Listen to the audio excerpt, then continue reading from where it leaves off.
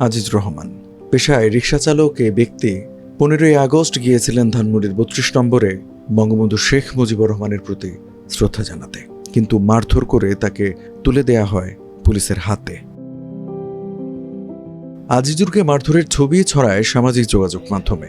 তার পক্ষে বিপক্ষে নানা আলোচনা সমালোচনার মধ্যেই হত্যা মামলায় আজিজুরকে গ্রেপ্তার দেখায় পুলিশ, আর সেই মামলায় জামিন আবেদন নাকচ করে তাকে কারাগারে পাঠালেন আদালত।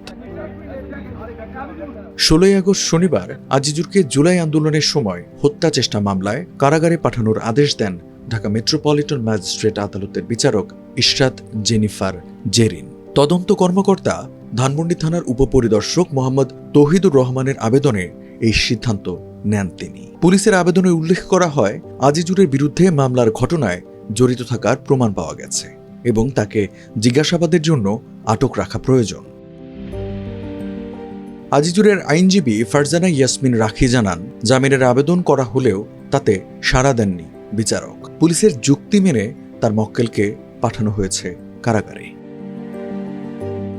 ধানমন্ডি 32 নম্বরে সেদিন মারধরের আগে কেঁদে কেঁদে আজিজুর বলেছিলেন, আমি কোনো দল করি না, শুধু বঙ্গবন্ধু শেখ মুজিবুর রহমানকে ভালোবাসি, তাই এসেছিলাম। আমি আওয়ামী লীগ বা শেখ হাসিনাকে ফেরাতে আসিনি। আমি বঙ্গবন্ধুকে ভালোবাসি, তাই আমার হালাল টাকা দিয়ে কেনা ফুল নিয়ে এসেছি।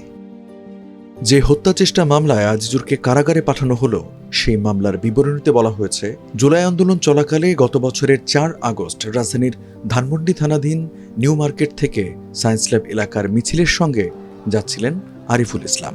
ঘটনার দিন গুলি, পেট্রোল বোমা ও হাত বোমা নিক্ষেপ করে আসামিরা। গুলিবিদ্ধ হন আরিফুল। পরে ঢাকা মেডিকেল হাসপাতালে 2 মাস চিকিৎসা শেষে সুস্থ হন তিনি। এ ঘটনায় গত 2 এপ্রিল ধানমন্ডি থানায় হত্যা চেষ্টা মামলা করেন আরিফুল।